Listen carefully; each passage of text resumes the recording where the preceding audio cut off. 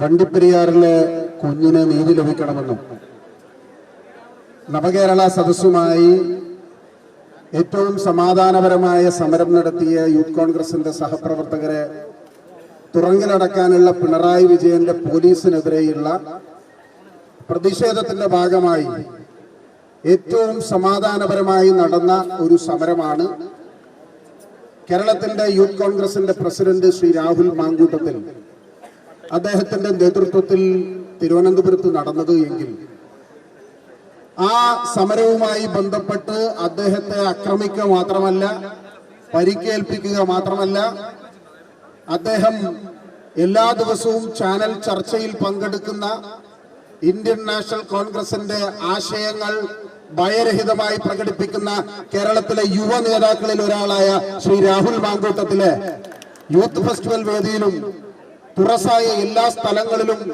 യാത്ര ചെയ്ത രാഹുൽ മാങ്കൂട്ടത്തെ എന്തുകൊണ്ടാണ് രാത്രി വൈകി പുലർച്ചെ പോലീസിന്റെ ഒത്താശയോടുകൂടി അകമ്പടിയോടുകൂടി സ്വന്തം അമ്മയുടെ കൺമുന്നിൽ നിന്ന് അറസ്റ്റ് ചെയ്തത് എന്ന് ഞങ്ങൾ ചോദിക്കാൻ ഉള്ള കാരണം, ആ കേസിലെ ഒന്നാമത്തെ പ്രതി ജനാധിപത്യ കേരളത്തിന്റെ പ്രിയങ്കരനായ നായകൻ ശ്രീ വി.ഡി. സതീശനാണ്. ഇരട്ടച്ചങ്കര ധൈര്യമുണ്ടെങ്കിൽ ഞാൻ വെല്ലുവിളിക്കുകയാണ്, ശ്രീ വി.ഡി. സതീശൻ അറസ്റ്റ് ചെയ്യാൻ ഇവിടെ നിൽക്കുന്ന പോലീസിന് കെൽപ്പുണ്ടോ, തയ്യാറുണ്ടോ, ആർജവമുണ്ടോ എന്ന് ഞാൻ ചോദിക്കുക. ആ വി.ഡി. സതീശൻ ഒന്നാം പ്രതിയായിട്ടുള്ള കേസിലാണ് ശ്രീ രാഹുൽ മാങ്കൂട്ടത്തിനെ അറസ്റ്റ് ചെയ്തിട്ടുള്ളത്. ഇവിടുത്തെ യൂത്ത് കോൺഗ്രസിന്റെ സഹപ്രവർത്തകർ സിജോ അടക്കമുള്ള, തൃക്കാക്കരയുടെ ബ്ലോക്ക് പ്രസിഡന്റ് അടക്കമുള്ള സഹപ്രവർത്തകർ, ജഡ്ജസ് അടക്കമുള്ള ആളുകൾ പാലാരിവട്ടത്ത് ഒരു കരിങ്കൊടി വീശി. എന്തിനാണ് കേരളത്തിന്റെ മുഖ്യമന്ത്രി 2200 പോലീസുകാരുടെ അകമ്പടിയോടുകൂടി നടത്തുന്ന കേരളത്തിലെ ജനസദസ് എന്ന് പറയുന്ന നവകേരള സദസ് എന്ന് പറയുന്ന പരിപാടിക്ക് ആരെയാണ് കേരളത്തിന്റെ മുഖ്യമന്ത്രി വായിക്കുന്നത്? നമ്മൾ ഓർക്കുന്നുണ്ട്, ഉമ്മൻചാണ്ടി എന്ന് പറയുന്ന ഒരു മുഖ്യമന്ത്രി ഒരു പോലീസുകാരുടെയും സഹായമില്ലാതെ 35,000 ആളുകള് കേരളത്തിലെ എല്ലാ ജില്ലകളിലും പോയി നടന്ന് കണ്ടത് നമ്മൾക്കറിയാം. അങ്ങനെയുള്ള 2 മുഖ്യമന്ത്രിമാർ ജീവിച്ചിരുന്ന കേരളത്തിൽ ഇന്ന് ലോക്കൽ കമ്മിറ്റി സെക്രട്ടറിയുടെയും ഏരിയ കമ്മിറ്റി സെക്രട്ടറിയുടെയും ശുപാർശയുടെ അടിസ്ഥാനത്തിൽ SHOമാരായി പ്രമോഷൻ ലഭിക്കുകയും SHOമാരുടെ ചാർജ് ലഭിക്കുകയും ചെയ്ത കേരളത്തിന്റെ പോലീസിൽ നിന്ന് ഇതിൽ കൂടുതലൊന്നും ഞങ്ങൾ പ്രതീക്ഷിക്കുന്നില്ല.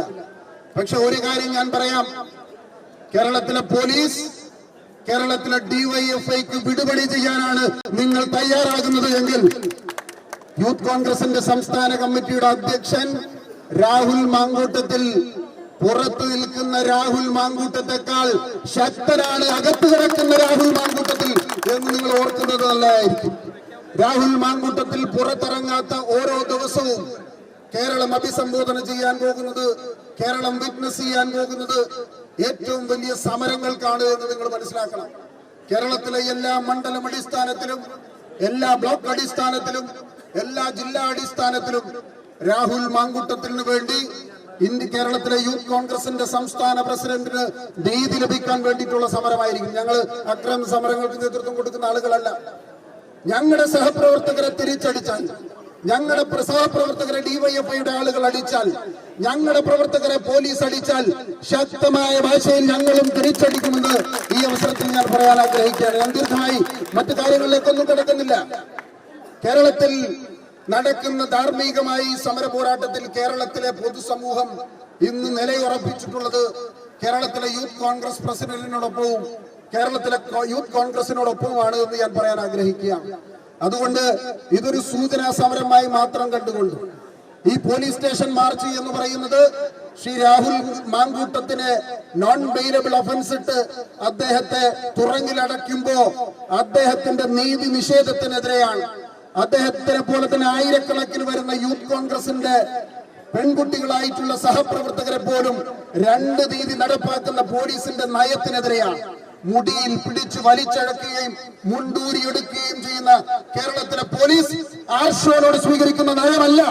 ആർഷോനോട് സ്വീകരിക്കുന്ന നയം ഞങ്ങൾ ആവശ്യപ്പെടുന്നില്ല.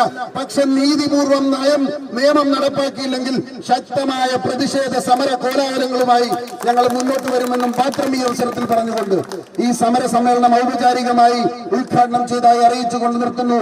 നന്ദി, നമസ്കാരം, ജയ് ഹിന്ദ്.